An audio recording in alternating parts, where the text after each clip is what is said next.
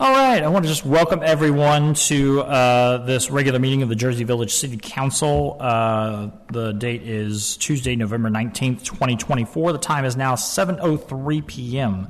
Madam Secretary, do we have a quorum of council present? Yes. Great. I'm going to go ahead and call the meeting to order. That brings us to item B1 on the agenda, prayer and pledge by Jim Mahood, ministry leader at the Jersey Village Church of Christ. Thank you. Stand, please. Our Heavenly Father, we thank you for your presence among us and for the opportunity to serve our community. We pray that the business conducted within these walls this evening may be for the benefit of all who live, work, and play in Jersey Village and surrounding areas. Give us strength to properly conduct your business and the resolve to do what is right at all times by those we serve. It is in your name that we offer this prayer. Amen. I pledge allegiance to the flag of the United States of America and to the republic for which it stands, one nation, under God, indivisible, with liberty and justice for all. Great. Thank you very much. Next up, we have presentations. We got presentation of Employee of the Month Award for November 2024 to Diu Hong Bowen, Austin Blee City Manager.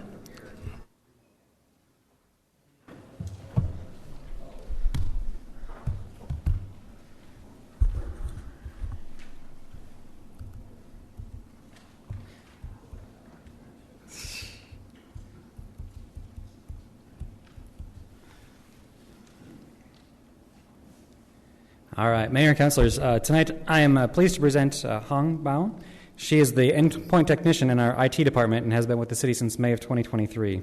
She's played an instrumental role in enhancing the productivity and customer service standards within the IT department. Through her service, the department has achieved remarkable improvements in ticket response and completion times, transforming its reputation for delivering effective and efficient technical support. Her friendly and professional approach has made her not only a highly valued team member, but also a respected presence throughout the city. Beyond her exceptional management of the help desk, she consistently seeks new responsibilities, demonstrating a proactive mindset that has been invaluable to the team. We sincerely thank her for her outstanding contributions to the city and the IT department as a whole. Her dedication and drive to continuously improve make her a vital asset to our team, and we look forward to her continued impact as we grow and adapt to the ever-evolving technological landscape. So, Hong, congratulations, and thank you for all you do for us.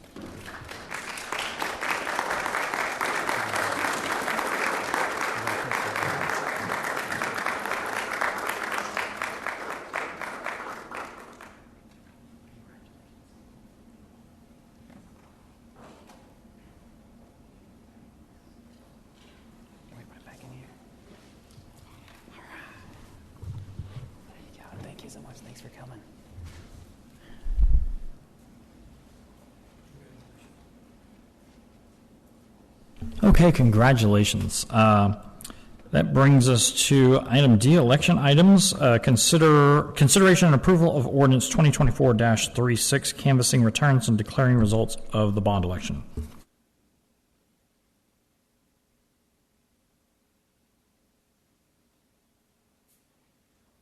Okay, at this time, council may go ahead and open the envelope that is before them on the dais.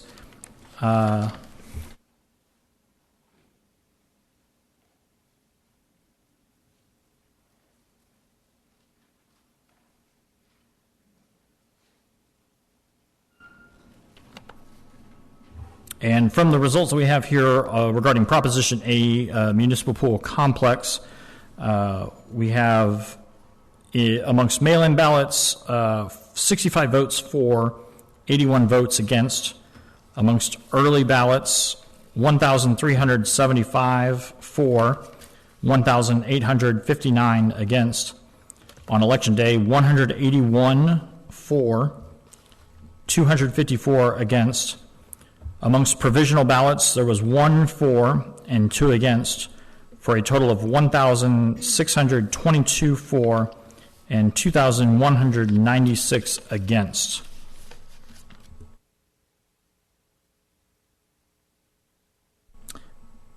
The official canvass of the returns of the bond election held on November 5th, 2024 reflects the following. Proposition A was not approved by a majority of the qualified voters.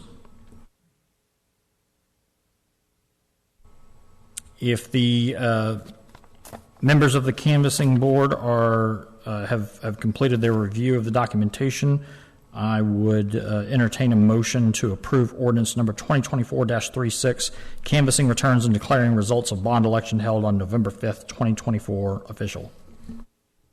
I'll make a motion to approve ordinance 2024-36. I'll second. We have a motion and a second. Any further discussion on the ordinance? Seeing none, all of those in favor? All of those against? Any abstentions? The ordinance passes. This completes the canvass of the bond election held on November 5th, 2024 for the City of Jersey Village with a total of 3,818 voters. That brings us to item E, citizen comments. Citizens who have signed a card and wish to speak to the City Council will be heard at this time. In compliance with the Texas Open Meetings Act, unless the subject matter of the comment is on the agenda, the City staff and the City Council members are prevented from discussing the subject and may respond only with statements of factual information or existing policy. Citizens are limited to 5 minutes for their comments to the City Council. The first card I have is from Jim Fields.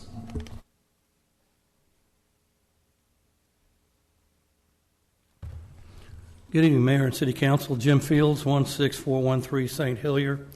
Again, thank you for allowing me to contribute to tonight's meeting. I just want to thanks for following up on removing the tree debris on Senate. I also say replacing the stop sign on Pheasant Colony. Thank you again. Patching the concrete, breaking up on Rio Grande. We just put a patch down there, but I think it's going to get worse unless we actually tear it up and put the concrete down or find out what's wrong with it. And another one, which I think was a big eyesore, and again, thanks for this, was having the rubbish removed on the private property at the corner of Lakeview at Philippine. It had beer bottles and everything. Looks great.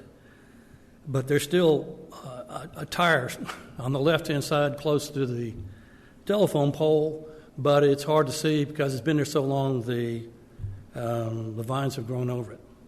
This is so important because it impacts the values of our homes.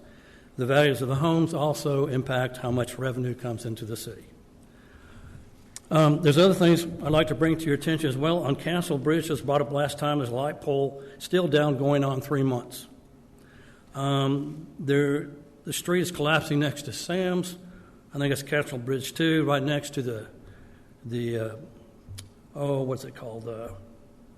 The ride where you have, well, what do you call that? Yeah, thank you. It's a Metro Park and Ride. Thank you very much, Mark. And then on 529 Highway 290 Service Road, large open hole 4 by 6 foot in the ground. This could be a liability for us. I reported this last year at the same time, but no action taken. The hole is so big you can see it using Google Maps. West at Highway 290, city flower bed needs the bricks repaired. Looks like somebody hit it again. At Rio Grande at Village Drive, I brought this up prior to this. Oh, no, take this back. There's a sidewalk that does not extend to Rio Grande. It'd be very nice because there's no sidewalk on the other side. It comes to an end, and the bed comes in and interrupts it, and it just stops. It'd be very nice if we continue that for people who like to walk. And then there is one last thing was at the corner of Village Drive and Village Green, we used to have 2 flower beds there. They're no longer there. It'd be nice. That's an entrance where everybody sees it. We should restore those flower beds. One of them looks really funny. You see a stop sign there, and it has a 2-foot sprinkler there to do the flower beds, but there's no flower beds. Okay, moving on. Ordinances. There's a mechanical shop operating in a residential area. Small engine repair, car repair, welding machine repair, fabrication. The guy even has a what do you call that vehicle? A forklift. It's crazy. And this has been going on for a while. And if the company continues operating in that same area, what would stop a muffler shop from setting up business in the same area? And he has a website, and he's selling parts too. I just think it's unbelievable. Really worried about this. Also on Colwyn, there are pop-up tents that this person is using for a carport. That's not good. Not good at all. That again, it's going to impact what people think of the city and how much they're going to pay to live here. Cornwall at St. Helier, shipping pallets with debris 3 feet high for 2 weeks. Unbelievable. All right, we have one last thing, or two more things. Public information. I think the employee salary should be available on the Jersey Village website. That is public information. Right now, it's a Freedom of Information Act, and I want to thank Lori Cootie for providing the information to me, but we are a city of transparency, and that should be out there. And one last thing is ethics. The city should not allow the advertising of businesses that city council members own. You're opening up Pandora's box here. We're talking about Senate Brewery, where we have two sitting city council members, Drew Wasson and Michelle Mitchum, who have ownership. And they put their company on the city website. I was told, well, they're sponsoring it. We'll get a different sponsor. Because, again, you're opening up Pandora's box to encourage anybody that follows you to also have their own businesses where the city can ask them to sponsor their events to help promote their business. Thank you very much. All right, thank you, Jim. The next comment card I have is from Kimberly A. Now.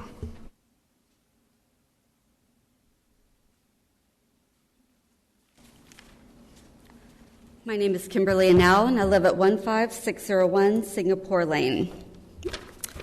As my 38th installment, Mayor Warren's November newsletter reminded me of how valuable, indispensable, and appreciated our municipal employees are, and how fortunate residents and visitors are for these approximate 118 employees, both visible and behind the scenes, with departments of City Hall, Public Works, Police, Fire, and the golf course.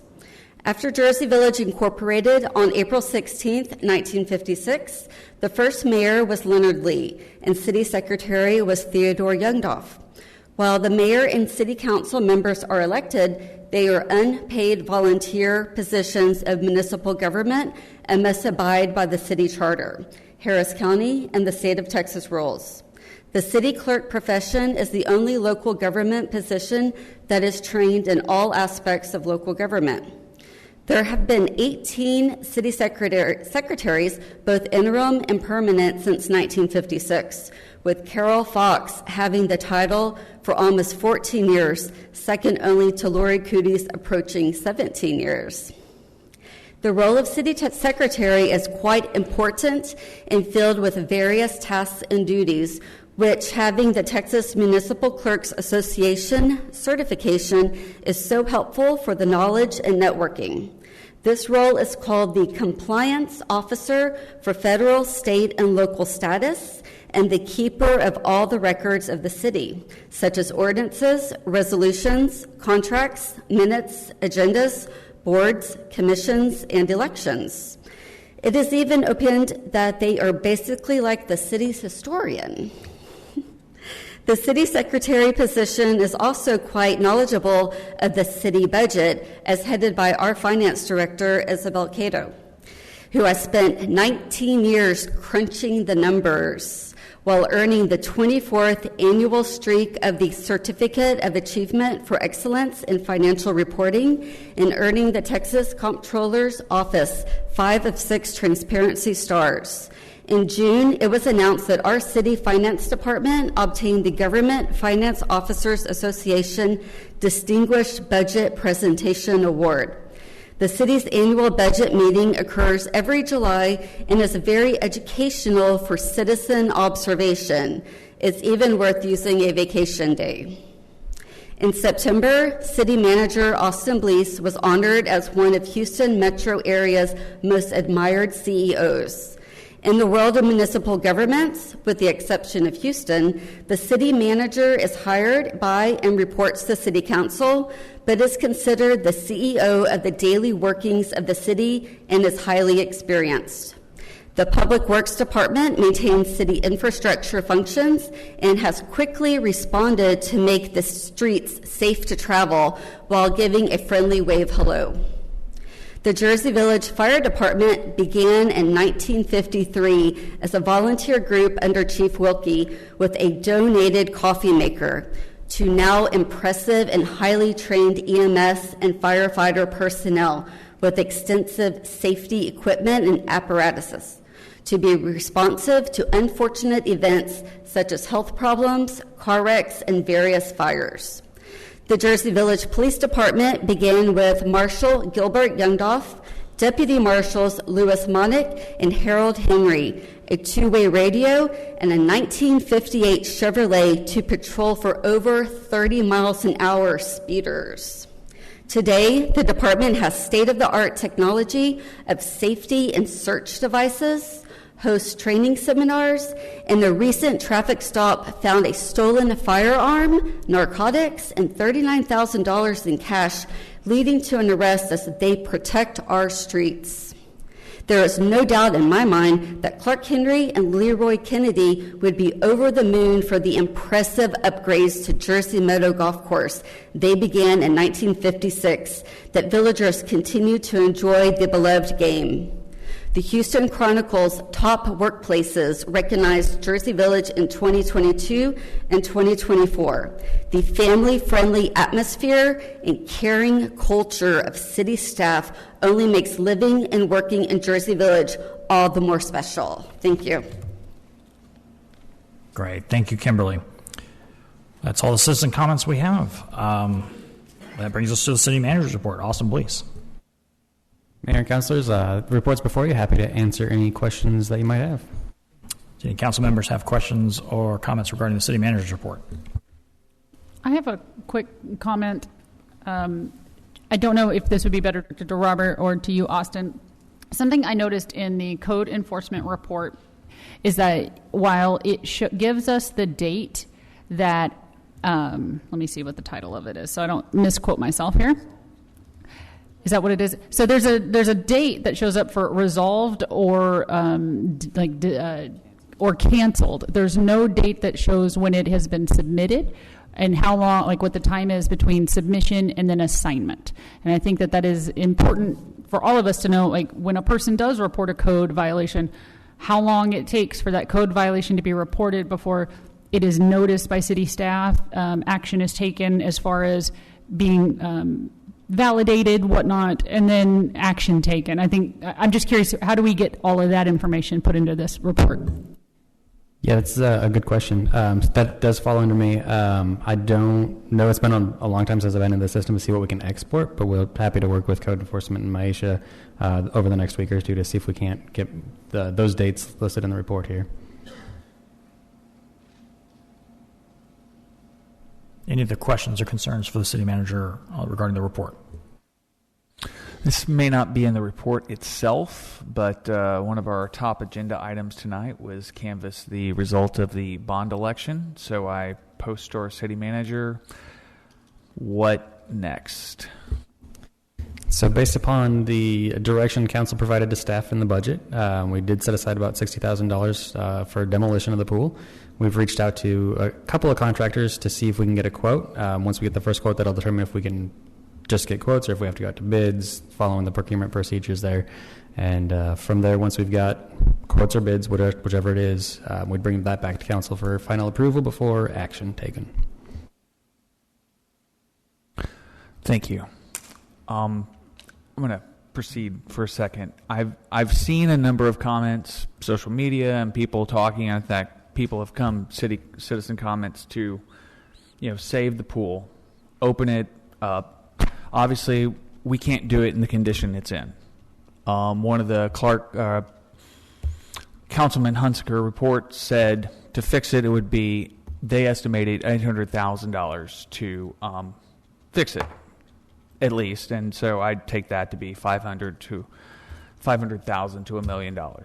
So fixing it gives us 5 years. Okay, so I was challenged by, or I think council was, to come up with a viable plan and, come up with a reasonable price. Well, I think we've done that, and we've taken a lot of staff's time to do that over the past 2 years.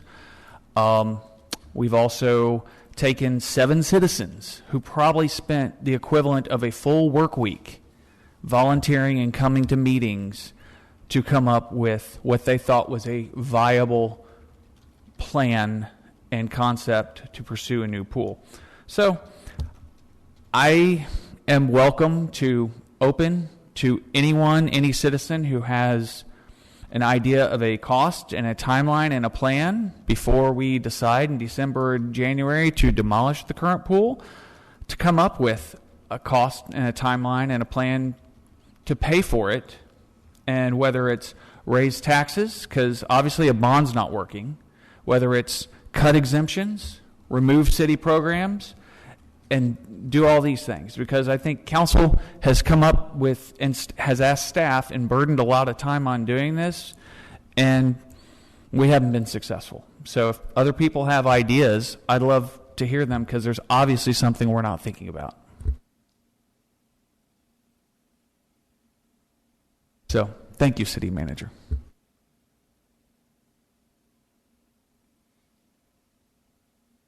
Yeah, I'll just, again, because it was also on the agenda, so I guess it's kosher. I'll go ahead and take the opportunity because, there's been a lot of discussion on social media where I've kind of been brought in some weird ways, but I'll go ahead and just face the facts on this one. We looked at this from a perspective of what is the cost going to be on a yearly basis. In other words, yeah, you can spend $800,000 to get 5 years with no guarantees and a heightened risk of mechanical failure, which works out to a fairly similar cost on an annual basis to actually fixing the problem. And unfortunately, and I'm not saying that the citizens are to blame, because our job was to try to advocate for this and to make clear what the situation was, and maybe we didn't meet that obligation. Maybe we didn't do the best job we could have in that regard. But despite the fact that there was an option available that would have provided on an annual basis a equitable solution that would have done a better job and would have cost about the same on an annual basis, they didn't choose it. The problem is we have to, when we're discussing this, it has to be on the basis of facts. It has to be on the basis of information that's been provided to us from people who are knowledgeable in the field, not people who walk by a pool and say, looks good to me. Because that's what we're dealing with. There are people who are comparing people who have decades of experience in analyzing aquatics infrastructure and comparing that to somebody who walks by a pool and says, looks like it's working to me.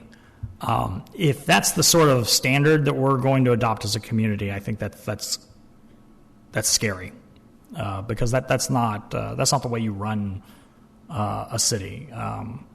That may be the way you communicate on social media, but that's not the way you actually plan for infrastructure. So we've got to do a better job as a council, I think, in communicating all that's involved and all of the issues and making sure that everyone understands exactly what's at stake. And I think if we do a better job of that, I think that we'll be able to get people to understand what's required. At the end of the day, if we do that and they still are not willing to make the investment, then I understand. Because a city pool, people like to talk about necessities and nice to haves. You can argue one way or another that a city pool may be a necessity or a nice to have. I would argue that it's probably slightly on the side of a nice to have as a recreational thing. I do think it's a very important nice to have. But yeah, there are other things in city government that are more important, and if people decide that they would rather that money go to those other things, then I understand. That's an honest discussion we can have. So yeah, I'm sure there'll be more discussion to be had, but I just wanted to share those thoughts. Can we just clarify again when you said you think we would have those numbers back for the demo? It'd be December or January. I would probably lean more towards January just to give a little bit of buffer, because we got to get at least one quote back to see if we need to go out for bids or if we can just go with the quote method. Okay. I also just want to point out that getting off social media has made me a much less angry person. So I suggest that for everyone here.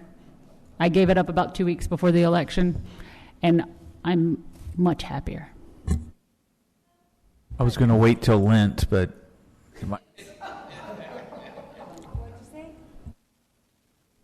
He's looking out for his soul. I appreciate that. It's important.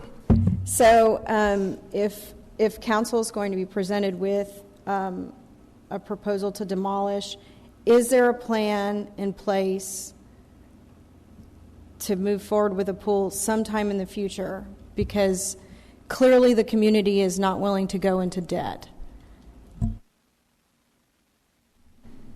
To have a pool at some point in the future is something the council could certainly talk about. We could make that an agenda item, or we could talk about it during future budget cycles. But from a staff perspective right now, we've got no plans to have a pool in the future.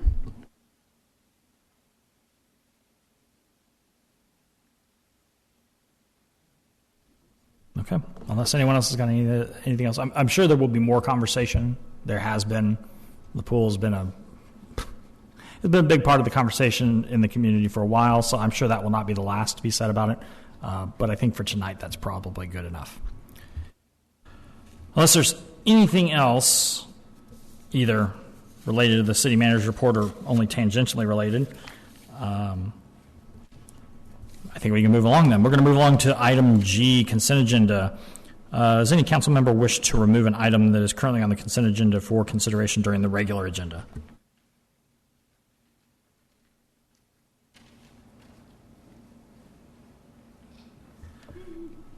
All right. Well, considering our litmus test over here says no, then I would entertain a motion on the consent agenda. I move that we pass all items on the consent agenda. I'll second. We have a motion and a second. Any further discussion? Seeing none. All those in favor? All of those against? Any abstentions? The consent agenda passes. That moves us on to the regular agenda, item H1, consider resolution number 2024-89, receiving and publishing the report and recommendation of the 2024 Charter Review Commission. Lori Cootie, City Secretary. I believe we do have the board chairman, Rick Faircloth, is here, and he would like to present the report to the council.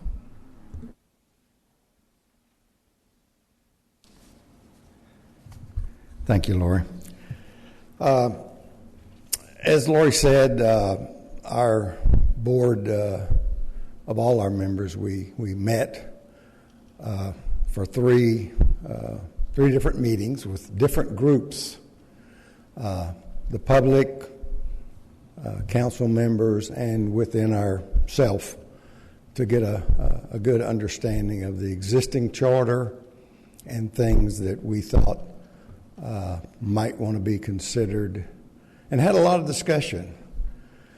Some things we decided that there was no need to change, but we had some, and you got a copy in the detailed report. So we wound up with a couple of items that we think that should go forward for a change to the charter. One of those is in section 3.01, which for city-operated elections, that the election judge shall not direct the counting of the ballots until the actual polls close. And then the other change was in section 505, which kind of listed the duties of the city secretary and the assistant city secretary. And in that clause, there was some language, the current language, that said that the city secretary shall perform other duties required by the council. And then it had city manager and this charter. And the Charter Commission felt that some of that language with the city manager, because he has his own section, would give the perception that even though the city secretary reports directly to this council, there could be some perception that the city manager is directing that job position to do certain things. So with that said, we made those two recommendations.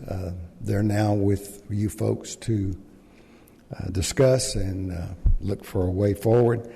I would like to thank all of our commission members. We had extremely good discussions.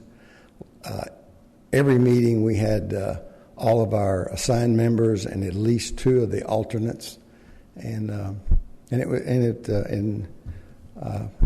I've been on this commission since 1986, and it was a good group of folks, and they all had good input, and it was enjoying to do that on behalf of the city. Thank you. I appreciate it. Great. Thank you, Rick. Any questions from City Council for the chairman of the commission? I just wanted to say thank you. Appreciate you serving again. Okay. Thanks. Rick, real quick, there was another item that you had mentioned in the letter, and I really appreciated you bringing up the other things you had considered and why you didn't. Can you briefly go over that, of the one that you did not recommend? Oh, the one about the extension of the terms. There was some discussion about why I know it's always been 1 year break, and based on discussion, and we got a lot of input from the city attorney about how that could impact people coming off and other positions coming on. It was decided that we probably, and especially in the future, if they decided to go with longer terms, and that was discussed. I mean, it seemed like that's come up at every commission every 4 years. That is talk about longer terms. We talked about zones or areas, but after the discussion, it was just decided that there was no reason to do that. Some people had felt, we felt strong enough that there needs to be a long break between you going back on. I know we've had council members in the past that they've done their 8 years or whatever it was. In the early days, it was 6. And then they were off 1 year, and then they ran again for whatever reason. I do not know. I did my 6 years, and I had enough. So I like being on this side of the table. But nevertheless, and then, would run for another 6 or 8 years or whatever time frame. But that was kind of the basic behind it, and getting some guidance from Justin really helped us understand that. So we do appreciate your input. Well, thank you, and thanks to the commission for your time and effort in the discussions involved. Thank you. Good. Thank you much. Appreciate it. I know we're just receiving the report, or the recommendation, Are we allowed to ask questions as to why they recommended something? Yeah, we have the chair here, and Lori and I both were at, you missed one meeting, but I was there at every meeting, so any question at all you want to ask, it's fine. I'm just curious as to section 3.01. In the I'm just looking at the conclusion part, where it says to wait for city-run elections, the election judges shall not direct the counting of the ballots until all polls have closed. Do you, or could someone tell me what the gist of the discussion as to how they came to this determination? So, Rick, if I say something off, just remember. So the general discussion, that was the last meeting of the Charter Commission, and I think at least one member brought that up, that to preserve, especially in this environment, there's a lot of questions about election integrity and all that. Generally, and your bond election you just had a significant increase in the number of voters, but typically with a small amount of voters, it could theoretically be that even though it's allowed under law for an election judge to order counting of ballots before polls close, that, given the typical low number of voters, that you could wait until after polls close, just to ensure that there would be no way that someone that could begin counting votes and then go out and somehow, affect the election somehow by saying, maybe revealing, how many votes have been done for either a person or a measure. And I don't think there was any insinuation that's happened, but just it was more of just the idea that could you do it? And Lori did provide some stuff and backup in the, in your packet today, because, and it would have been, again, Lori is not a fault that she wasn't there, but there was a lot of assumptions while that discussion was going on of what that would do practically. So when that question came, the question to me was, is that allowed under law, under state law? And in my opinion, it is allowed under state law, because what the law is pretty clear. It says the election judge may direct the counting of ballots, before polls close, and it says, but you got to wait a little bit of time. But essentially, they can do that. But subsequent to that, I think there's some practical issues that might come up with that particular change. And then second, Lori reached out to TML and the Secretary of State just to, is that my interpretation of that rule, is that valid or not? And I think that the way that I would read their responses is, yes, it could be, though, ambiguous that, if the state law is saying that the election judge may order the polls to begin polls before they close, that's a granting of authority. And so if in our charter were to say that they can't do that, are we stepping on that authority granted to the election judge? That's not the way I read that, and I think both the TML and Secretary of State would say that it is ambiguous and to go with your city attorney, but I just didn't read it that way, and so I still think that would be allowed, that your charter provision, that generally the election judge under state law will follow whatever rules there. I think the charter would be one of those, and if you limited that and you said that you could begin you directed after polls close, I don't think you're stepping on the toes of the authority of the election judge. I don't read it that way. Now, they may disagree with me, but it's a kind of a novel question, and so I don't think that Secretary of State or TML answered that directly. But I think really the answer would be, if you were to move forward with that particular issue, I think the practical result of that is probably would have more of an impact. And so maybe that's something you would want to speak to, Lori.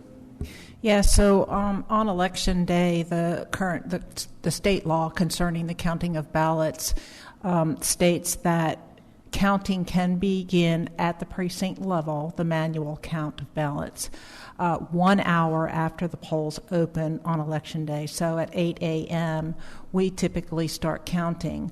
We have a team of 4 members, 1 caller, and 3 people who are doing a tally. And they start at around 8, and they start with mail ballots first.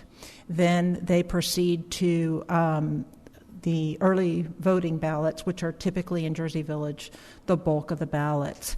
You have to keep in mind that it sounds quite easy. Oh, okay, we'll just start counting. But state law also requires that when you vote by paper ballot, you have to fold the ballot. So all of those ballots in those boxes are folded, and so that they have to be unfolded before you can start counting. So if you have 700 or 800 ballots in the box, that's a task in and of itself before they can even start. So typically the counting for the mail and early voting ends around lunchtime. They take their lunch break. Then they start on Election Day voting. You cannot count a ballot box on Election Day ballots until there are at least 10 ballots in box number 1.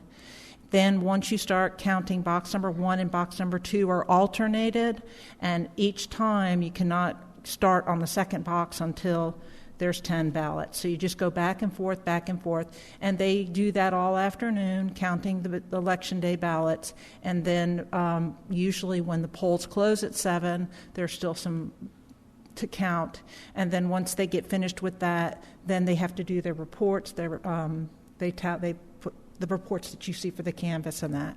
And so Basically, it does take all day for them to count. If we were to go forward with this and it was passed by the vote of the people, the city would have to invest in election equipment. There'd be no way that we could count after the polls close.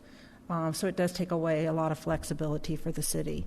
What the machine would be that counts them would be kind of like like you see at the county level. It would be a box. You do your marking. We could still use the marking that we do now, and they would put their paper into the box, and as it goes into the box, it's scanning that vote and counting it. So that's how that would work. I was like a Scantron. I'm just picturing a Scantron. Yeah, and again, you think, well, that machine's going to count it more accurately, but a person that's looking at a ballot can decipher, oh, well, this is what that person meant, and there are provisions in the election code for how those counters are supposed to look at those deciphering rules. So in actuality, the hand count, in my opinion, is going to be more accurate. There's also, the Secretary of State does suggest that, or they recommend, or whatever word you want to call, that if you have 2,000 or less ballots, that you should still be able to hand count. It's when you start getting over that. And then the argument is, well, this last election we had, 3,800. That's because it was a presidential election and it was run by the county, so it was more access to the ballot. In all the years that I've been here, we haven't come close to 2,000. So, Lori, going forward, we're expecting to not have county-run elections during even-numbered years because of the primary and all that scheduling, right? Like in May of 24, so again in 2026, 2026 and 28, and so on and so forth, we would run our own. Yeah, and Harris County is one of the few counties in the state that does have to abide by that rule. And also, with the last legislature, there was the change from an elections administrator. They abolished that office, so the election duties for the county reverted back to the county clerk. And the county clerk, even on the dates that you're recommending, May, the county clerk never has to shall, so to speak, run a city election on any year. It's the elections administrator that shall, but the county clerk may. So do we expect, with this and the charter amendments, and then we have 3 positions up, would we, in May of 25, would we expect Harris County to help run that election? I already spoke with them about May, and the initial response I got was yes, they would be running the election in May. Or they would run it for us if we asked. Okay, thank you. So that's a long answer. That's not bad. I'm just saying that's what the discussion of the commission was. Just that right there is that the legal question was, can you do it? And I think the answer legally, yeah, you can make that amendment to your charter. Practically, though, is that something that you would want in your charter? And the commission felt, outside of the practical way that just to preserve integrity, that they'd recommend that for you. But again, with all the practical implications of that, it may not be something that you as a council want to send to the voters. And by the way, just so everybody's clear, what happened, this is just the charter requires the commission to submit a report to, well, doesn't require, but if they submit a report to the council, the council is to publish that report. So this will be published, and it's already online in the packet. Council does not have to accept the report. You don't have to call the election. You're not bound by this. There's other changes. If you saw something else in the charter you wanted to order, you could order that election, and you have till middle of February to order that charter amendment. So just to clarify too, in the past, Justin, what we've done to quote publish the report is we've posted it on the city website. Okay, so it's it'll be there. Maybe I can get some clarification if you don't mind. So I understand that we don't have to accept the report, and I understand that even though they make the recommendations, we don't have to call the election. I'm just curious, considering this was a group of citizens making this suggestion, why would anybody not want to let people vote on these things? Why would you not want to put it on the ballot for people to make a decision on, considering it came from a group of citizens? I'm just asking, what would the thought process be? Maybe. So what's been presented now, I think, and Rick mentioned it. So you got the change to not 2.01, change to 3.01 with this election judge ordering to not count until the polls close. That's one change, and the second one was to just clarify some potentially ambiguous language there, or conflicting language, that the city secretary answers directly to council, but there was another provision that said that that the city secretary take direction from the city manager, and the commission felt that was could cause some issues. So I can't speak for why you would or wouldn't send this to the voters. One practical issue that was brought up by the commission, I will say this, is that I think Lori said that the average cost to run a charter, any election, is about $25,000.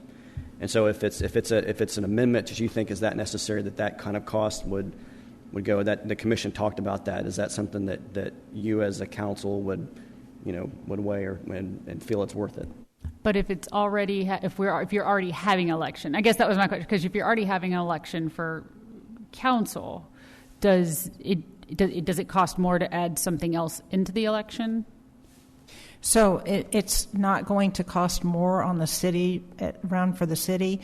It will have more expense at the county level, only in that we'd have to have additional translations, because we have to do four languages at the county level, as opposed also at the county level, it's a little bit more expensive to run an election, but not much in terms of the other costs. It's a little bit more, but not much. Okay, thank you. I would be willing to pose because I assume that the question probably is less practical from a cost standpoint, more philosophical, more of a why. Yeah, I don't mean it's more like, why would you choose not to, considering the fact that you put all these people on a committee, you have them give up all this time to with the sole purpose to review and say, these are the suggestions we would make. I guess I'm just trying to think, why would you not then let the citizens vote? When, what was the whole exercise? Sure, and just for fun. And I think that the issue becomes so. I think at the end of the day, council is asking for suggestions. It doesn't mean we're delegating our review of that to the committee. We're simply asking them to do a deep dive and to come back with a report.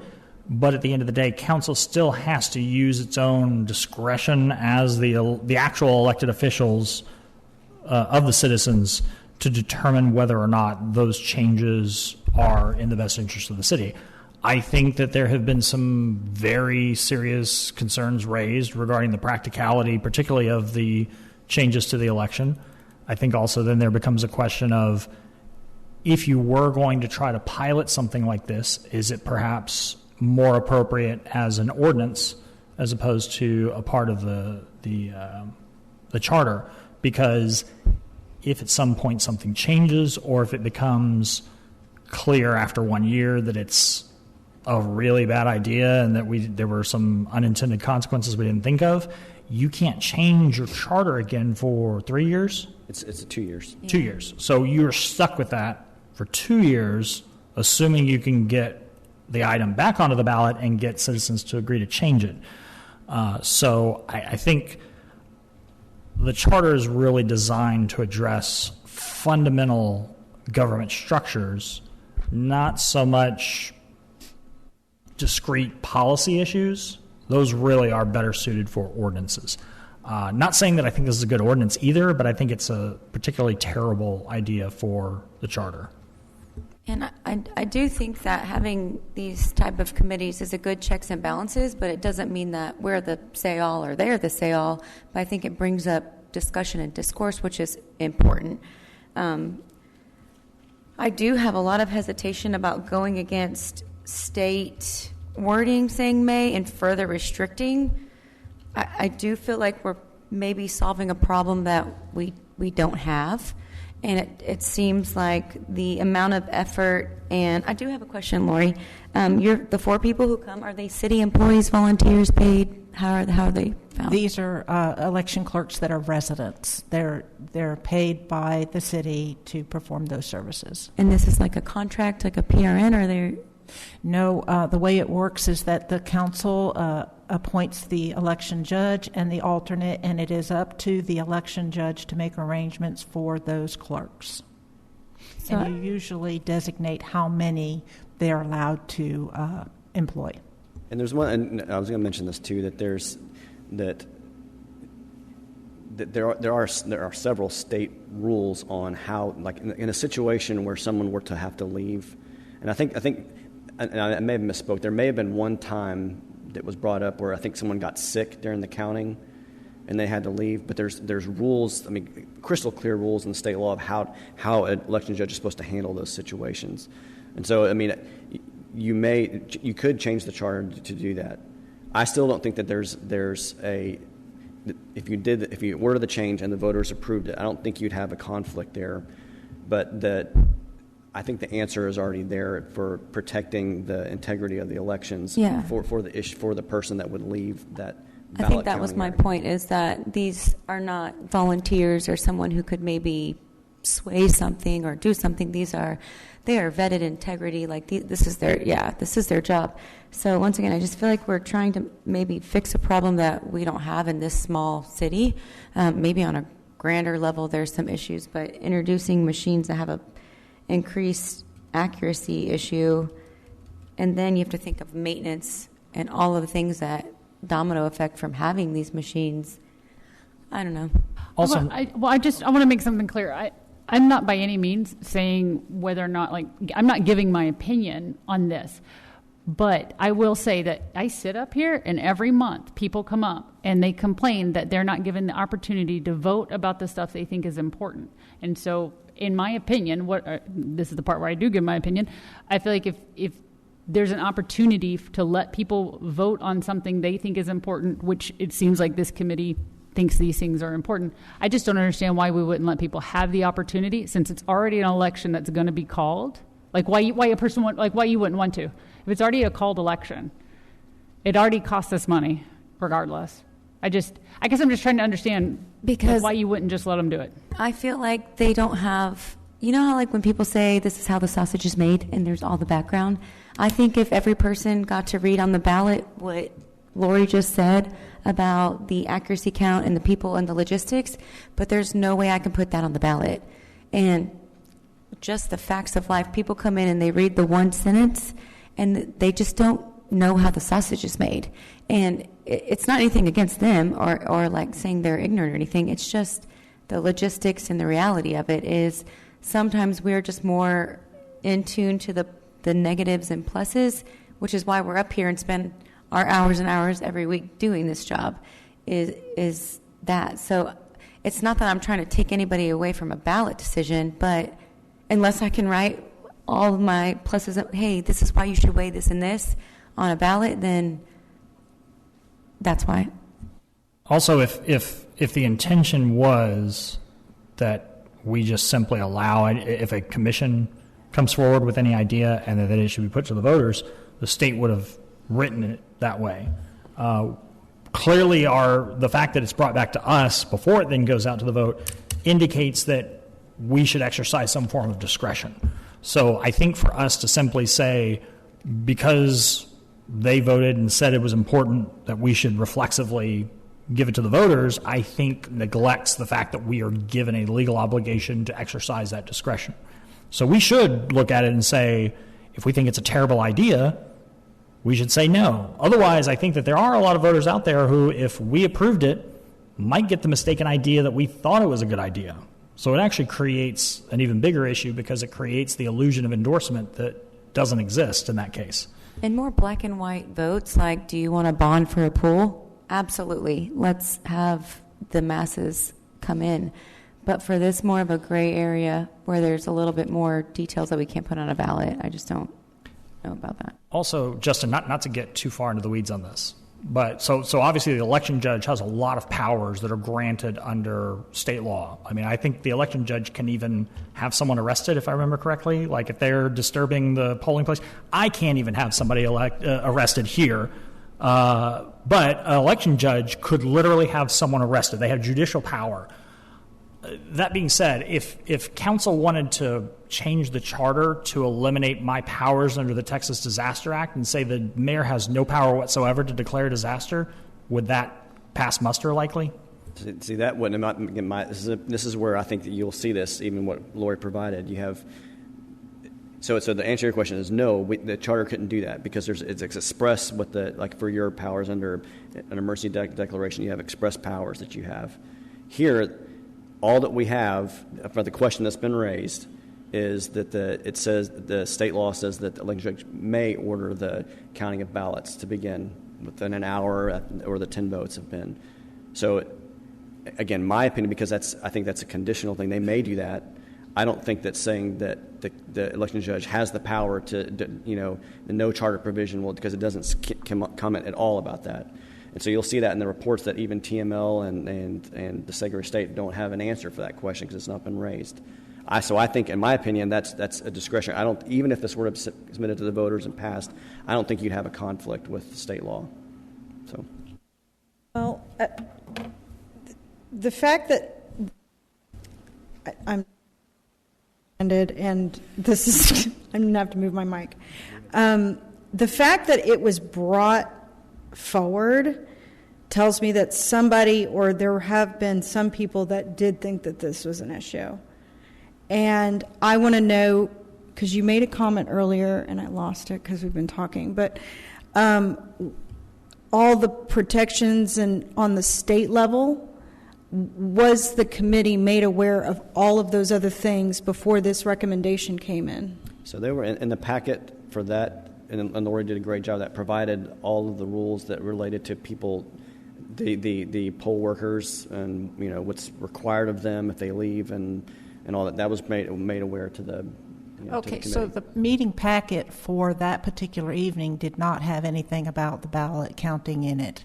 This was something that came up as they discussed, and there was no information. And unfortunately, I wasn't at that meeting. I think it wasn't there. You included, because when you included, whether you maybe you didn't intend to do it, but the provisions you provided in the packet, they were there, and they had about counting election ballots. I think so. No. Okay. Well, the reason why I say no is because I was shocked to even hear that they were discussing that at that meeting. Well, maybe you just gave it to me because it was a piece of paper that was printed off and it was there stapled at my. Anyway, I'll just say it was in the room and I read them off of there. But there was the provisions about what is required on leaving the room. You had that. You had those state law provisions. But the committee had that. They understood the provisions on the state level. And they understood them. And Lori's saying they did Rick, not. maybe this is a question for you. Because I think changing, or at least thinking about changing, is a serious thing in my opinion. But I also understand that I think the people, if they need, they should be heard. If this is a true concern, so I just want to know how informed were they before they even came to this recommendation.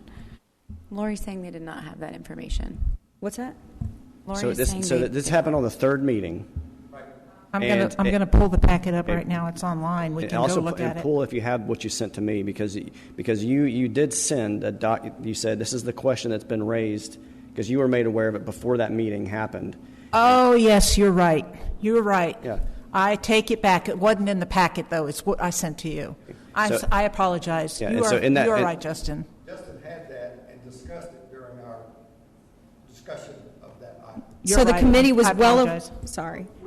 We were aware of it, and Justin kind of gave us the background. And the recommendation still came down. And that's because I was saying, because it wasn't so much about the discussion in the room, wasn't so much about trying to overstep on the poll workers. It was more about just the general idea, election integrity, and because we have a small number of voters, would this can we do that? Can we make this change? And I think, and again, my opinion is that yes, you can. I don't think you're in conflict with state law on doing that. And would it affect practically? How would it affect the election process here? And again, we had one former election judge in the room that was on the commission, and he said that it wouldn't make a difference. And so I think because of that, practically that and so that was the discussion. It was like, what does it hurt to say, we order in Jersey Village for city-run elections only. What does it hurt to have the election judge wait until after polls close to start, counting ballots? And the discussion was that it wouldn't make a difference, and if we can do something to take a step out there and protect, integrity, that's what we can do. I think if we want people whose precision is relied upon to preserve democracy, having them counting ballots at 2 and 3 in the morning, Well, to that end, that's why Lori suggested, should we go that route, it would require electronic voting machines to that end in order to make the time not go till 2 or 3 in the morning. Or I guess the other alternative would be you spend the day after the election counting, starting at 8 in the morning. You could have twice as many people counting. I mean, you don't have to have just. Well, just to be clear, so I've sat in. In 2016, I actually was in the room as a poll watcher when the voting was happening. The number of people doesn't change how fast it goes because you don't have different groups counting different votes, nor would you want to, because that's opening the door to potential issues with with how reliable or how even. You open it up to people making deals and doing things under the table you don't want to have happen. What happens instead is that you have, as Lori explained earlier, you have one person reading off the vote and announcing it where everyone can see it, and you have 3 people who are counting, and you only proceed if after counting those votes, all the numbers line up. If any number's wrong, you do it all over again. So having 3 people versus 5 people versus 7 people doesn't speed it up. It might make it more accurate, but it doesn't speed it up. In fact, if anything, it slows it down because if one person's wrong, they have to do it all over again. I've sat twice and watched them count them just so I understand the system. And they go around the room and they say, this vote for this and this, every person. And if there's one little line outside, that ballot gets passed around to every single person in the room. And it has to be unanimous on this is what they decided. So if you are even wondering the integrity of election, I highly suggest that you volunteer as a poll watcher and go sit in this room and watch these people count votes, and you will have your stamp of approval that everything is on. Like it is. There is no computer error. Like I said, it's accurate. Well, this might be this is your question for you. I mean, do you think also that Texas in the future could pass laws that might sort of make this, Yeah, they couldn't. I mean, not even for this issue, for any of the charter issues. I mean, that was one of our initial discussions at the commission, was that generally your charter. I mean, the way I would describe it, your charter is your constitution for your city. I mean, it's the essence of home rule, and that's been kind of a sacred area. But for most of the time, but the last few legislative sessions, there's been a lot of direction to chip away, and even this last legislative session was directly aimed at home rule cities. And so the answer is yes. I mean, any time that would change, the legislature can chip away at any kind of power you have. And so, but right as it stands right now, again, looking at this very specific issue, I don't think you'd be in conflict with state law. I don't think you would if you were to send this and it were to be approved. Again, the practical thing is I think it could raise some questions, and there's a lot of other practical issues that might occur. So just so I'm clear, what is being asked of council to do now? Are we in any way being asked to endorse or approve any of this? No. So, sorry, that was actually my question. Yeah. I mean, this particular item is just accept the report, and then you have a duty under the charter to publish it, and that's it. But accepting the report doesn't indicate any sort of approval or obligated. Okay.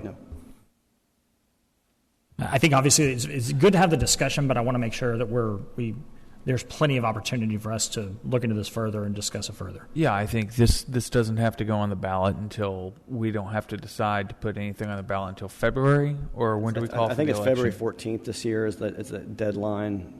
So yeah, I mean you have, and I don't know when your February meeting is going to fall. We have but- a February 10 meetings. So you should have a few council meetings. But we probably, for practical purposes and translation, we probably needed to decide in January. I think you would want to decide in January so that we could start working on what we were going to do. Yeah, then, I mean, by January.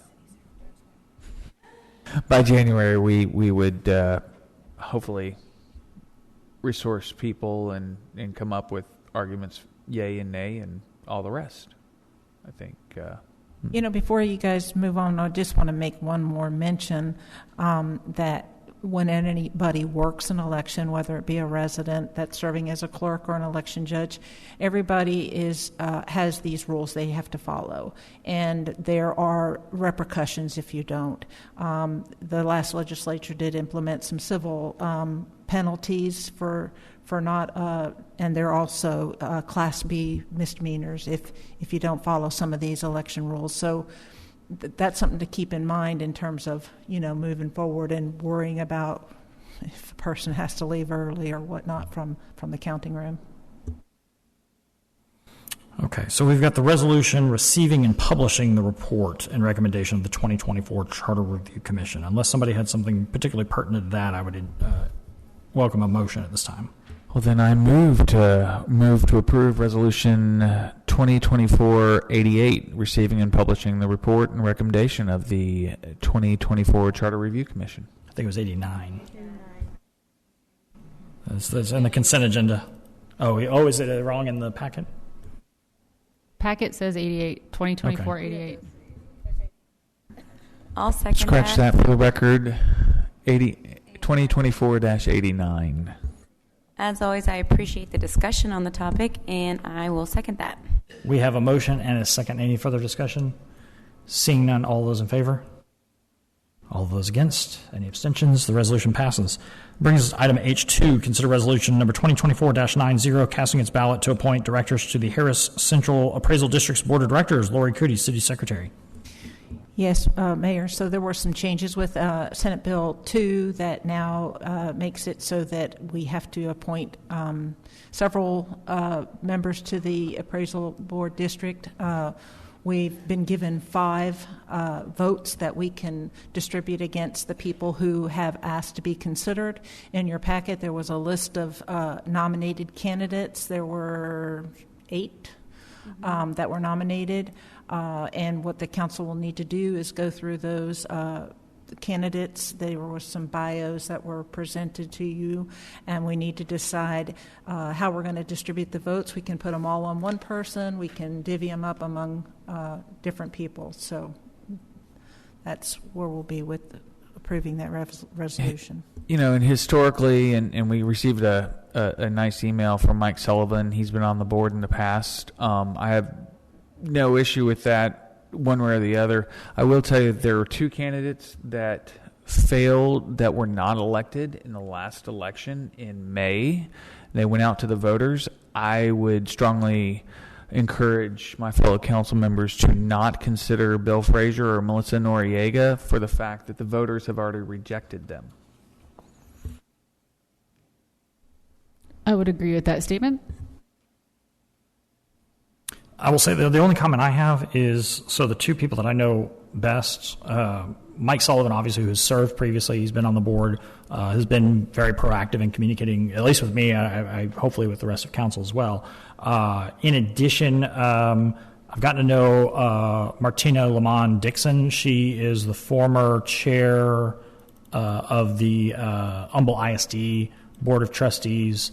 I've talked to her a couple of times, very, very sharp, astute, very community-minded, would probably do well serving on that board as well.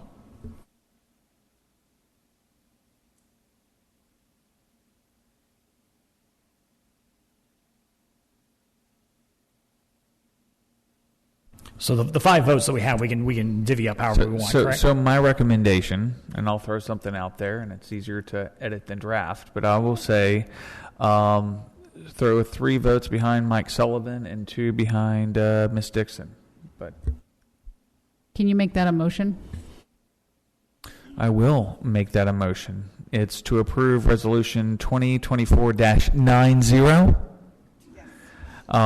casting its ballot to appoint 3 votes to Mike Sullivan and 2 votes to Martina Lamont Dixon. I'll second that. We have a motion and a second. Any further discussion? Seeing none, all of those in favor? All of those against? Any abstentions? The resolution passes. That brings us to item H3, consider resolution number 2024-91, approving the water and wastewater master plan as prepared by Quiddity Engineering. Robert Bassford, Assistant City Manager. Good evening, Mayor Warren, City Council. Tonight we're here to present the completion of the water and wastewater master plan developed in partnership with Quiddity Engineering. In January of 2024, City Council approved the contract with Quiddity Engineering to create this plan, which addresses our community's current and future water and wastewater needs over the next decade from 2024 to 2034. Throughout this process, our city staff and the utility team have collaborated closely with Quiddity to ensure the plan reflects the city's unique needs, projected growth, and the requirements of the Texas Commission on Environmental Quality. The master plan builds on the recommendations from our 2023 impact fee study and is grounded in a comprehensive assessment of our water distribution and wastewater collection systems as they exist. The result is a capital improvement plan that evaluates land use, infrastructure needs, and growth trends within our city as well as our ETJ. This evening, we'll have representatives from Quiddity Engineering share the findings and recommendations of the plan. They'll walk us through the assessment of our current systems and explain the roadmap for future improvements and developments. This is a significant step in securing our city's infrastructure for the long term, and we are grateful for Quiddity's hard work and expertise. And at this time, I'd like to invite Lori from Quiddity Engineering to present the report and answer any questions that you may have. Good evening, Mayor and Council. I'm Lori Sanguadolce. That's why he did not say my last name. With Quiddity. Michael Gurka would have been here. Unfortunately, he came down with the flu over the weekend, so I said, please don't come. I don't want to share that with anybody.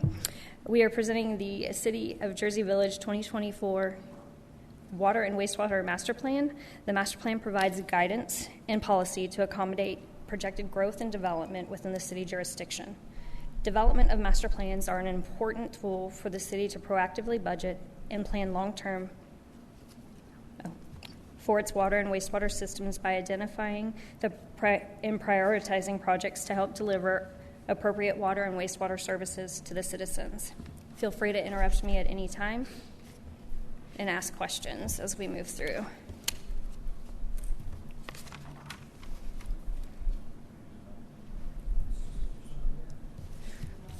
Sorry, we're having a little bit of technical difficulty with the screen here not matching what y'all see here. So we don't have to crane our neck.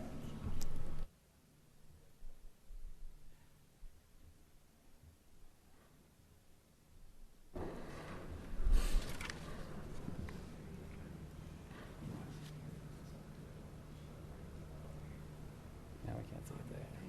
Only mirror 2 screens, which is why I had it closed. We got to cycle through it. Yeah, why don't we, while y'all are working that out, just we'll take about a 3-minute break as a council, so about a 3-minute recess, and then we'll reconvene, but that'll give y'all time to sort of sort through everything. All right. Sorry about that.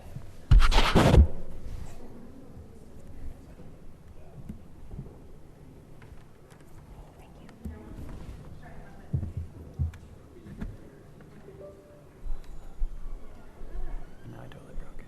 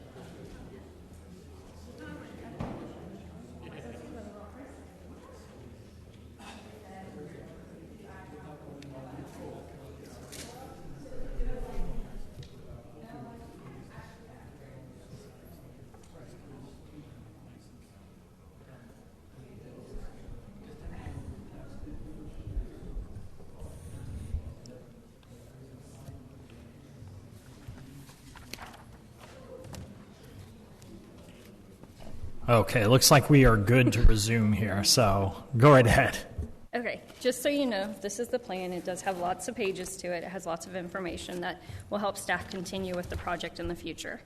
The master plans has 6 categories that are considered: the plan objectives, the population projections, land use projections, water system, wastewater system, and then the groundwater reduction assessment. And if I could get you to just lower the microphone, just to point it a little bit more towards you, because I think it's not quite picking you up well.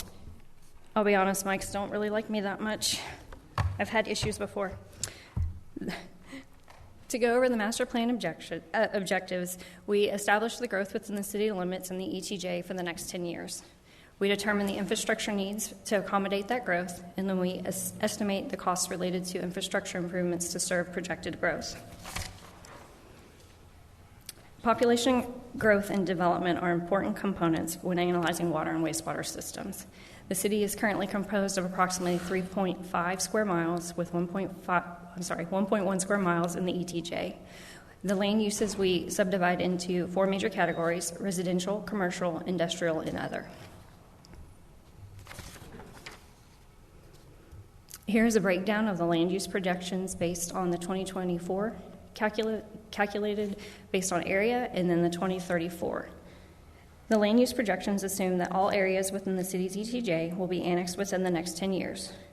While we understand that may not happen, it is important to prepare for ultimate conditions.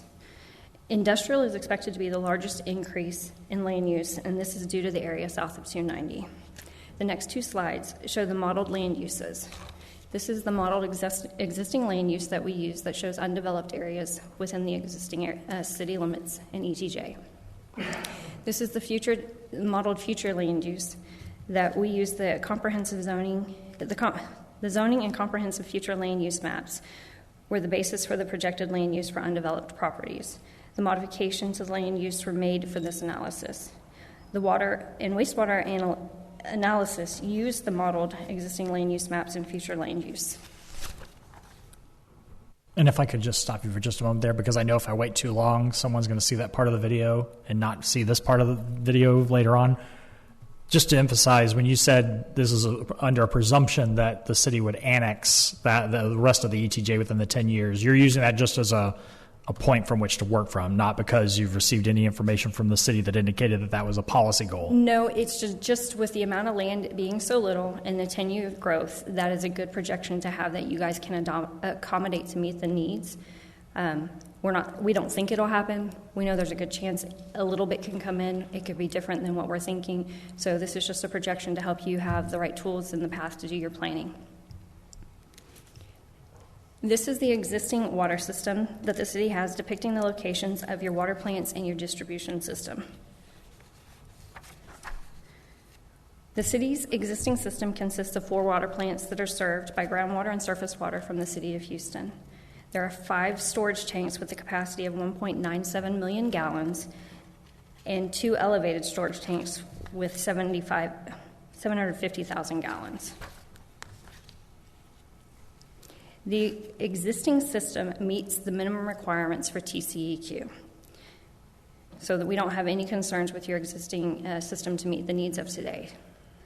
There is approximately 47 miles of distribution lines ranging from 2-inch to 16-inch, and the system pressures are maintained by your elevated storage tanks and your booster pumps at your plants throughout the system. While this existing system has enough capacity to serve the projected 5-year increase in demand, so you're ready for the next 5 years, for the 10-year projected demand, the system cannot meet the demand for water supply, booster pump capacity, or operating pressures. Now, there was an error in the actual plan that we've notified staff that we will replace. The table needs to be updated on the master plan for page 411, which is table 411, which matches this table here. This is the information that will be updated within the report and submitted to the city. Here's the future water system with 10 recommended projects. Most of these projects were presented in the capital improvement plan and impact fee study in the 2023 update. This is the list of the 10 projects. The notable projects on this is Project W14, which you previously heard for water facility number 4 and a groundwater well. This was removed from this capital improvement plan. This was removed due to the reduction of the groundwater that is part of the groundwater reduction plan in this area. The original cost for this project was over $10 million, but with the proposed improvements, the new projects will provide approximately a $4 million savings.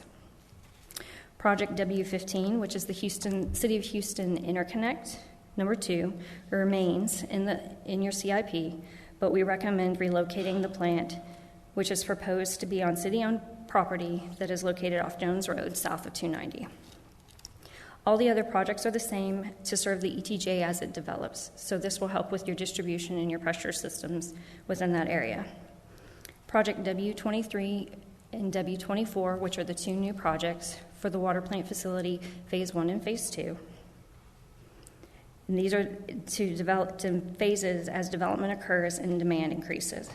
Project W23, Phase 1, which is for your water plant, consists of construction of a 500,000-gallon tank, ground storage tank, 3 booster pumps, and all the related appurtenances to make the plant operational and serve your needs. While Project W24 is Phase 2 and consists of another 500,000-gallon ground storage tank, a generator, other appurtenances to help with pressure in your system, and this phase will help maintain the required operating pressures on Harms Road, in the Harms Road area. But this should be evaluated based on development and how it occurs throughout the city. If the city until the city annexes any part of the ETJ, or any of these projects currently on the screen, or any of those necessary to maintain our system? No, currently your system operates and can serve the city limits as it is. Great, thank you. And just because that's a lot of zeros on the end of these numbers, is this in 2024 dollars, or are these estimated to cost at the time of? Some of them, well, they're not going to be estimated out all the way because of the years and when we do try to put some inflation on it.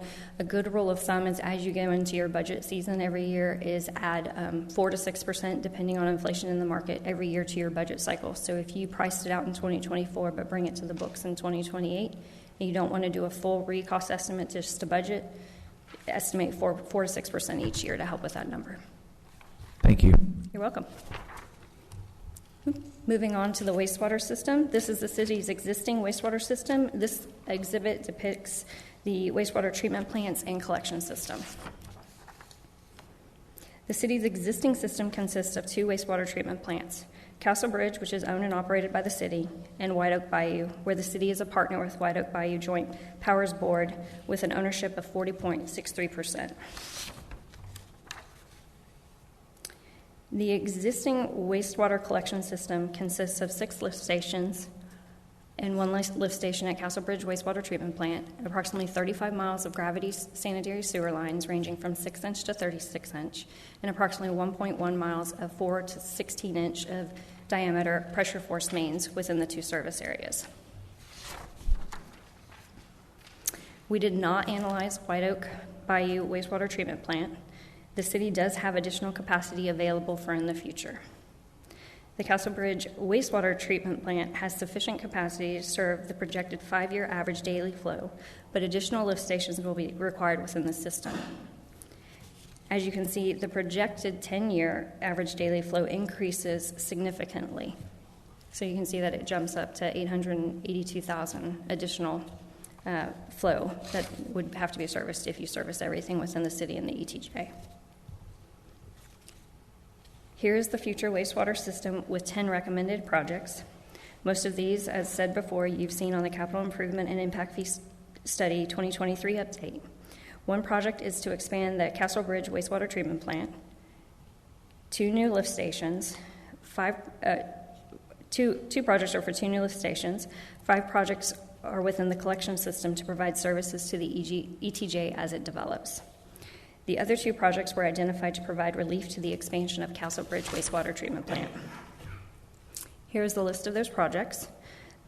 The 2 projects that we were talking about is Project S18, which is Tahoe Lift Station Replacement.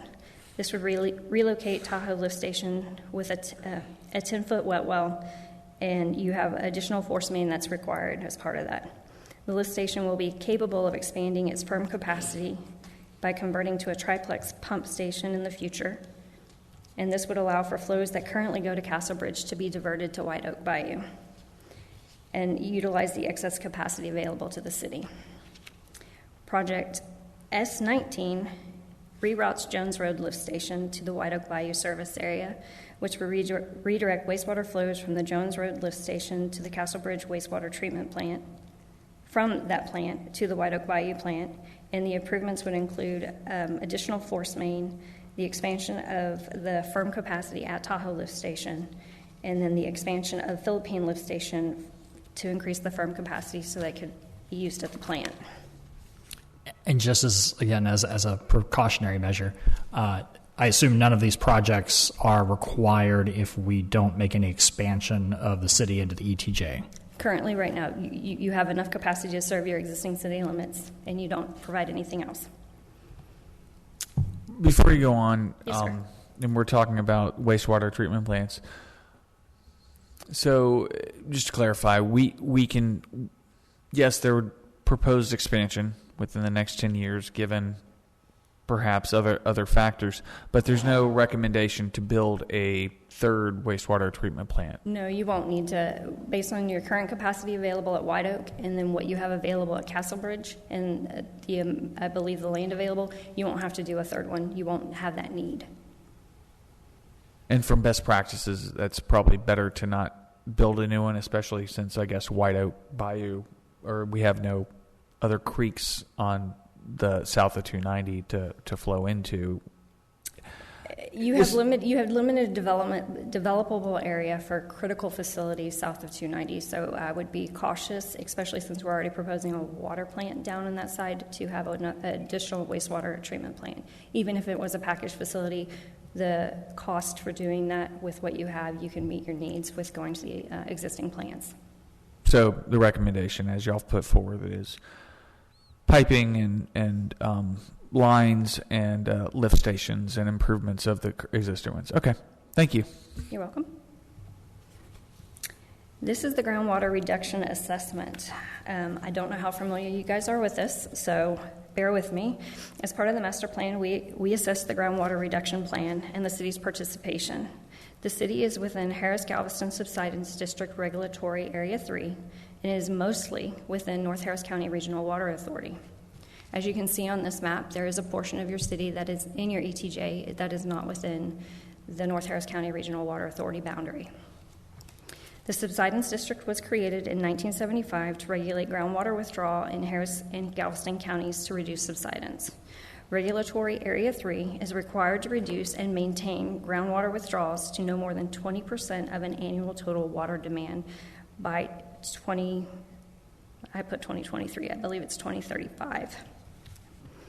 The city was required to develop a groundwater reduction plan and submit it to the Subsidence District by January 2003, or to join together with a regional groundwater reduction plan, which the city chose to join North Harris County Regional Water Authority. North Harris County Regional Water Authority was created to develop and implement a strategy to comply with the regulatory plan.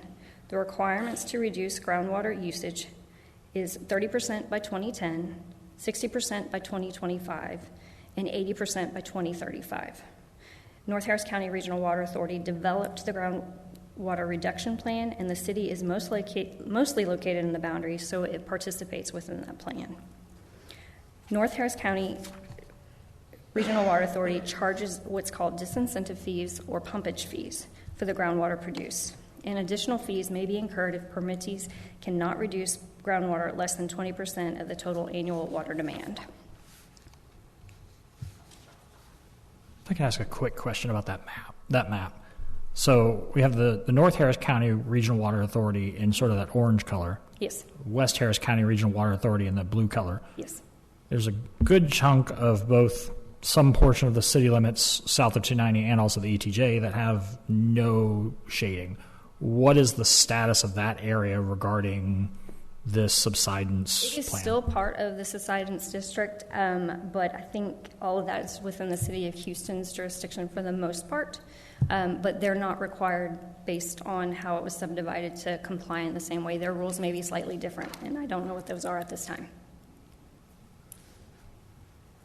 But everything within Area 3 is required to meet that 80-20 split by 2035. The city currently has a contract with the City of Houston for surface water for 22.5 million gallons per month, which is approximately 750,000 gallons per day. And currently the city is utilizing 36% groundwater. So you can see that's higher than the 20% that's they're aiming for. Jersey Village was considered compliant with approximately 8% groundwater in the 2014 groundwater reduction plan. So when the groundwater reduction plan for North Harris County Regional Water Authority to meet the 10% reduction that was originally set, that was considered, Jersey Village was helping them be compliant with that. Obviously, with the increase to 36%, it's no longer helping with that reduction. So after this assessment, the proposed actions are to consider requesting an increase to the minimum monthly quantity from the City of Houston, and also consider requesting that the city limits and the ETJ that are not within the boundary of North Harris County Regional Water Authority to be added to that boundary. Now, to be added to that boundary, to let you know, it's a legislative motion that has to go all the way to the state, because that's how those boundaries were created. But this will potentially help you with any conflicts in the future between North Harris and West, and whose pumpage fees you pay or how it's accommodated and calculated, because different fees in different districts, or you also have the issue of that you may have concerns with the area. How are you treating the area that's not within the boundary? So are the pumpage fees assessed based on the location of the well, or based on the location of where the water service is provided? So that is not very clear, because they take it from the well, because that's how they get their numbers, but they don't necessarily say how it's serviced outside those areas. So doing those calculations could become quite complicated if you're not within one district, or they come back and say you're not meeting the requirements. That is all I have for this. We appreciate the opportunity, and please let me know if you have any questions. Absolutely. Any questions from council regarding this study or this plan? Can I add something? You can absolutely add something. I am familiar with Quiddity, and I have, I think you did a really good report here. Thank you. Thank you. Just out of curiosity, so we've obviously talked a lot about new projects or potential expansions based on expanding service. Is this primarily just looking at expansion of service and not so much at potential maintenance of existing infrastructure? Correct. This is really looking at where you need to improve to serve your development, because that's really what the long-term plan looks at. Maintenance-wise is what we did and we presented earlier this year to you. I have a question. It might be more for staff than you, but I'm happy to receive your input if based on practical experience.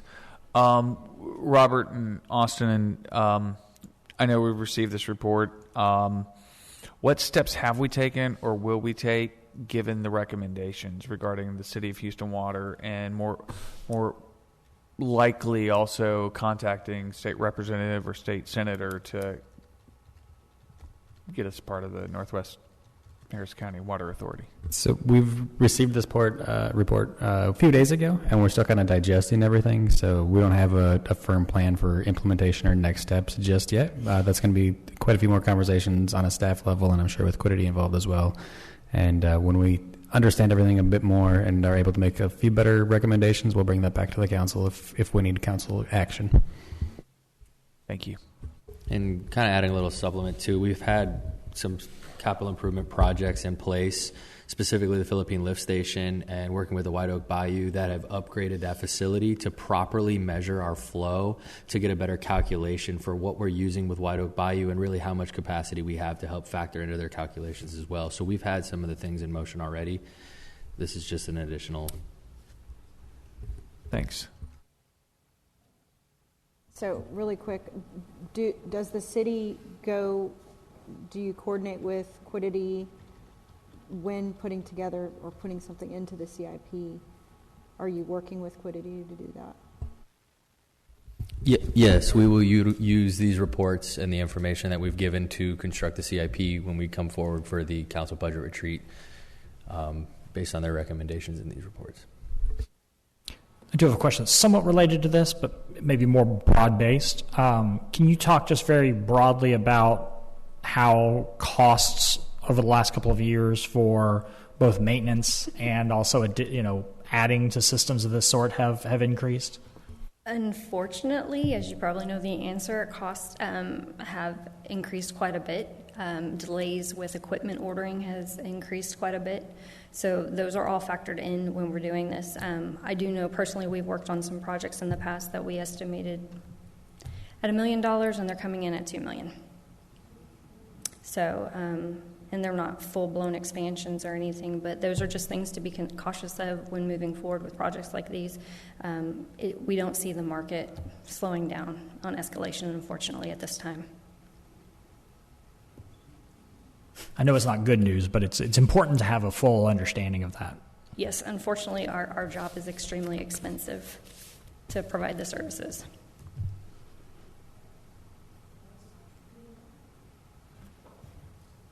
Okay, any other questions from council? Nope. Okay, thank you so much. Really appreciate it. Thank you.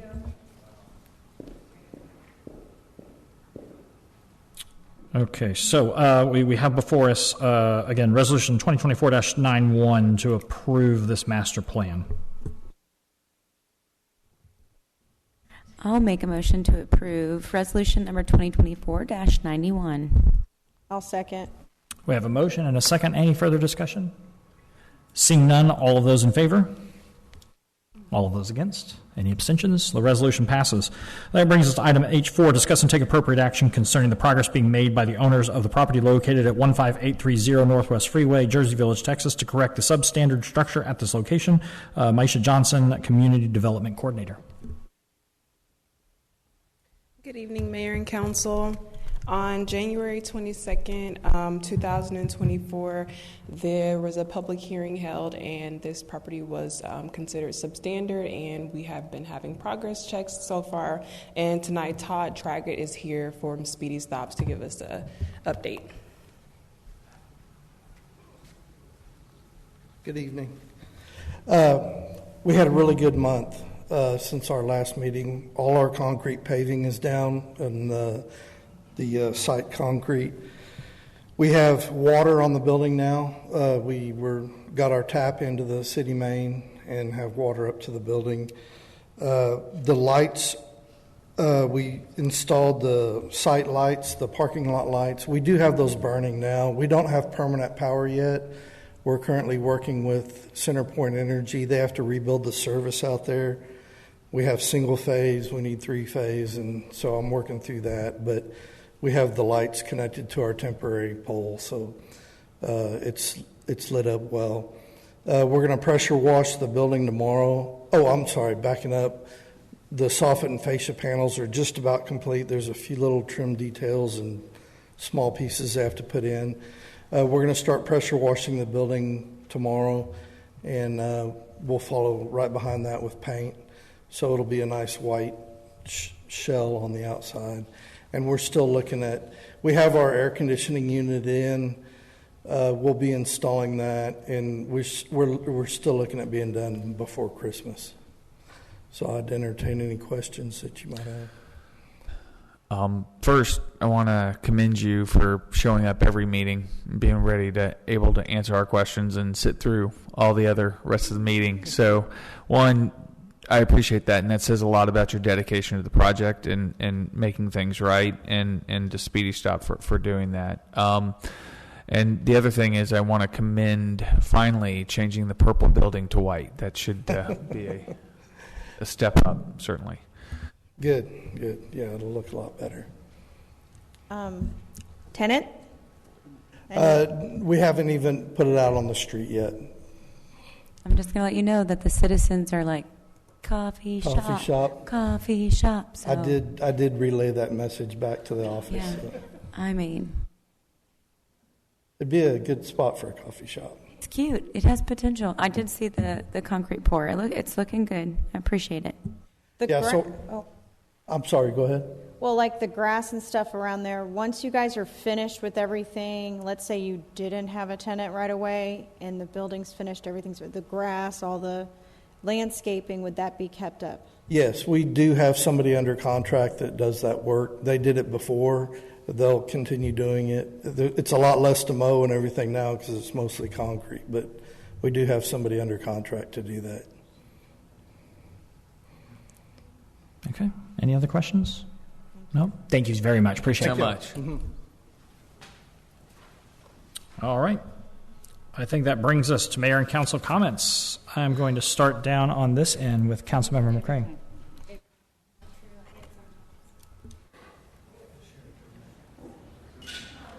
Okay. I'll start down here with Mayor Pro Tem Mitchum. Happy Thanksgiving coming up. I'm enjoying the cool weather, even if only just for a small half of a day. I don't know if you guys know, but we've had a lot of extra meetings as of late. I just want you to know how much I appreciate these people up here putting in their extra time for everything and taking care of our city. Councilmember Watson. Yeah, well, first, happy Thanksgiving to everyone. Next week, I hope you have great plans to celebrate and show some gratitude. Before then, we have the golf course grand opening on Friday. That will be complete. 2 weeks from now, is it December 7th, Holiday in the Village? So I know in the light parade, I know that's become a better and better production every year. And congratulations to our staff and the leadership for being named a top workplace to work by the Houston Chronicle for 2024. I think it's commendable that employees enjoy being here and nominate and get votes. Just on a personal note, I just want to make sure that everyone who's listening and in the audience knows that I am not involved in the operations of any business that I own, and at least from a stock investment point of view, and I'm not involved in any day-to-day operations of the city. What you see me do here, and I may have one-on-ones with Austin, my interactions with the Parks and Rec Department or anything that they do is on the record, and you'll see my involvement. So, and I think the same stands for Mayor Pro Tem Mitchum. So, just I'm happy to discuss it off the dais, but I just want to make sure that everyone's aware of where those things stand. The other thing is the app is online, and I encourage everyone to use that and keep abreast of city issues. And if you see an issue, report it there. Thank you. Councilmember Rossi. Okay, my list is getting longer. Congratulations. Is it Miss Bowen or Miss Bowen who won Employee of the Month? Congratulations to her. Okay. I also wanted to highlight the Convention Center, the grand opening coming up. I'll be playing a round of golf for the first time ever. I've never played golf before. The holiday, December 7th, is the Holiday in the Village. I would also, if you don't want to use the app to report stuff like a median not getting watered or something like that, if you don't feel comfortable with the app, please feel free to reach out to me. I would be happy to make sure that gets done. I would like to also thank our fire department and police department for all your hard work. And Miss Lori Cootie, I want to thank you because you herded all of us for the last month, and I really appreciate it. I think you did such a wonderful job getting us all up here as many times as you had to. And happy Thanksgiving to everybody. Councilmember McCray. Okay. Everybody's already told you about all the other stuff going around or going on around town. I just wanted to say maybe we could all try to be a little nicer to each other. And remember that everybody up here lives in Jersey Village. Everybody in the audience lives in Jersey Village. And maybe keep that in mind, that when it all goes on and people aren't up here anymore, they're still your neighbors. Other than that, happy Thanksgiving. I always try when it's the meeting before Thanksgiving to offer a few observations of things that I'm thankful for. First, I want to say that regardless of whether we agree with what citizens have decided in an election or whatever the case may be, or whether we agree with it or not, I think we can all agree that having a very engaged and involved citizenry is far better than having a disinterested or apathetic citizenry. So I want to thank everyone that has remained engaged. Democracy can be a messy thing at times. Certainly for someone who's directly involved in all of it, it can sometimes be a little frustrating. I like to tell people that when I started this job, I had a full head of hair. It wasn't true, but it makes for a nice illustration of sometimes the stresses that come with the job. But again, it's better than some of the alternatives. So I'm thankful for that. What's that? I'm not even going to give you that pulpit. The other thing that I am thankful for are, well, at least some of them, are these council members who other people have alluded to the fact that we have had a lot of meetings over this past month. In fact, we met Thursday night, we were here last night, and we're here again tonight. But these are very important things that we have to discuss, and I think everyone's done a fantastic job of getting through those issues and getting through those tasks and making sure that this city has everything it needs to operate as well as it can. So I want to thank all of you for everything you've done to make that happen. Finally, I want to say thank you both to our City Secretary, Lori Cootie, and to our Director of Finance, Isabel Cato. As I mentioned in my mayor's newsletter this month, both of them will be retiring. And forgive me, my brain is mush. February 7th, thank you. That was exactly what I was going to get wrong, potentially. Both they're retiring on the same day, February 7th, after many years of service to the city. I won't repeat what is in the letter, but I just wanted to thank both of you. I'm grateful for your years of service to the city, and I only hope that those who come after you are able to fill the very big shoes that they will have to fill. And I am confident that with the leadership in the city that they will have all the resources they need to make that happen. But thank you so much for all of your service. So with that, I believe we have executive session. So City Council is now going to retire to a closed session at 8:51 p.m. pursuant to the Texas Open Meetings Act, Section 551.072, deliberations about real property, Section 551.071, consultations with attorney, and Section 551.074, personnel matters. Item 1, pursuant to the Texas Open Meeting Act, Section 551.072, deliberations about real property, and Section 551.071, consultations with attorney, a closed meeting to deliberate the possible purchase, exchange, or value of real property related thereto. And number 2, pursuant to the Texas Open Meeting Act, Section 551.074, conduct an executive session in order to deliberate the appointment of public officers to the Board of Adjustment, the Building Board of Adjustment and Appeals, and appointment of a chair and vice chair for the Board of Adjustment.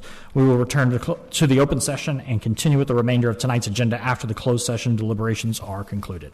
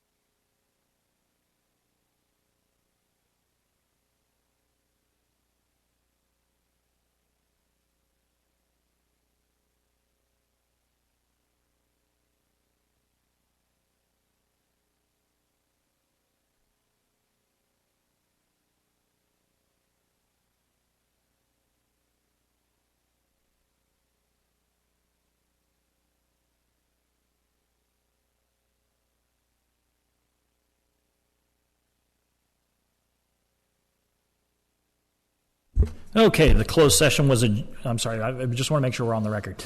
I jumped.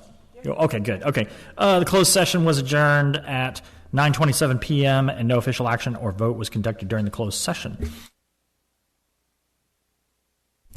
That brings us to item M1, discuss and take appropriate action on items discussed in the executive session regarding the potential and possible purchase, exchange, sale, or value of real property. We have no action to take on that item.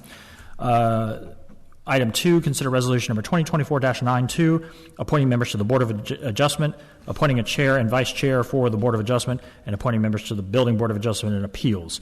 After discussion, I would entertain a motion to approve resolution number 2024-92, appointing members, chair and vice chair as appropriate, as discussed during the executive session. So moved. I'll second. We have a motion and a second. Any further discussion? Seeing none, all those in favor? All of those against? Any abstentions? The resolution passes. All right. Meeting adjourned.